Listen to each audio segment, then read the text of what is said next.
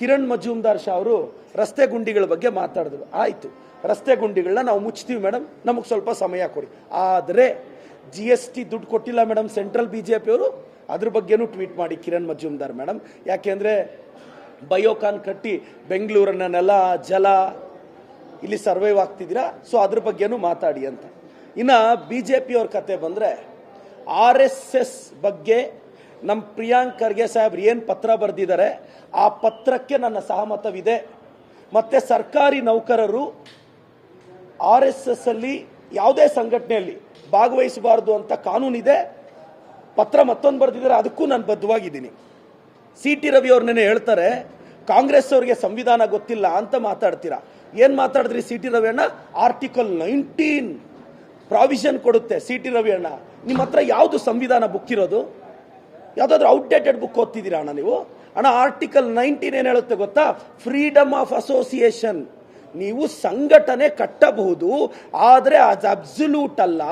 Reasonable ರಿಸ್ಟ್ರಿಕ್ಷನ್ನ ರಾಜ್ಯದ ಹಿತಾಸಕ್ತಿಗೆ state ಹಾಕಬಹುದು ಅಂತ ಆರ್ಟಿಕಲ್ 19 ಅಲ್ಲಿ ಇದೆ ಅಣ್ಣ.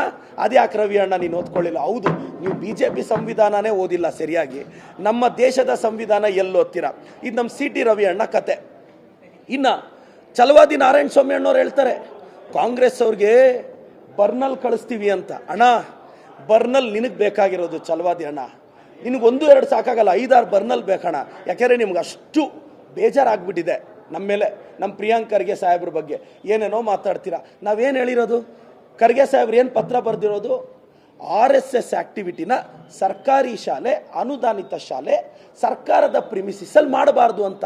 ತಪ್ಪೇನಿದೆ? ನಾವೇನಾದರೂ ಬ್ಯಾನ್ ಮಾಡ್ತೀವಿ ಅಂತ ಬರ್ದಿದ್ದಾರಾ? RSSನ ಬ್ಯಾನ್ ಮಾಡ್ತೀವಿ ಅಂತ ಎಲ್ಲಾದರೂ ಬರ್ದಿದ್ದಾರಾ? ಸರಿಯಾಗಿ ಓದ್ಕೊಂಡಿಲ್ಲ ಈ BJP ಅವರು. ಹೌದು, ಇಷ್ಟಕ್ಕೂ BJP ಅವ್ರಿಗೆ RSS ಮೇಲೆ ಪ್ರೀತಿನೇ ಇಲ್ಲ. ಅಣ್ಣ ಅಶೋಕ್ ಅಣ್ಣ, ನಿನಗೆ ದಮ್ಮಿದ್ರೆ, ಸೋಮಣ್ಣ ಸಾಹೇಬ್ರೆ ನಿಮಗೆ ಧೈರ್ಯ ಇದ್ದರೆ, ನಿಮ್ದು NPS ಇದೆ ಅಲ್ವಾ ಕೆಂಗೇರಿಯಲ್ಲಿ, ಉತ್ತರಹಳ್ಳಿಯಲ್ಲಿ, ದಯವಿಟ್ಟು ನ್ಯಾಷನಲ್ ಪಬ್ಲಿಕ್ ಸ್ಕೂಲಲ್ಲಿ ದಯವಿಟ್ಟು RSS ಆ್ಯಕ್ಟಿವಿಟೀಸ್ ಬಂದ್ ಮಾಡ್ರಪ್ಪ, ನಾನು RS ಅಭಿಮಾನಿ ಅಂತೇಳಿ ಒಂದು ಇಶ್ಯೂ ಮಾಡೋಣ. ನಿಂದೇ ಸ್ಕೂಲ್ ಅಲ್ವಾ NPS? ಸೋಮಣ್ಣ ಸರ್ ನಿಮ್ಮದು NPS ಇದೆ ಅಲ್ಲ ಕೆಂಗೇರಿ ಹತ್ರ, ಇಶ್ಯೂ ಮಾಡಿ ಸೋಮಣ್ಣ ಸರ್. ನಿಮ್ಮ ಶಾಲೆ ಮಕ್ಕಳು ಚೆನ್ನಾಗಿ ಓದಬೇಕು, ಬೇರೆ ಆ್ಯಕ್ಟಿವಿಟೀಸ್ ನಡೀಬಾರ್ದು. ನಿಮ್ಮ ಸರ್ಕಾರದಲ್ಲೇ ಜಗದೀಶ್ ಶೆಟ್ಟರು ಏನು ಹೇಳಿದ್ರು ಅಂತ ಜ್ಞಾಪಕ ಇದೆಯಣ್ಣ?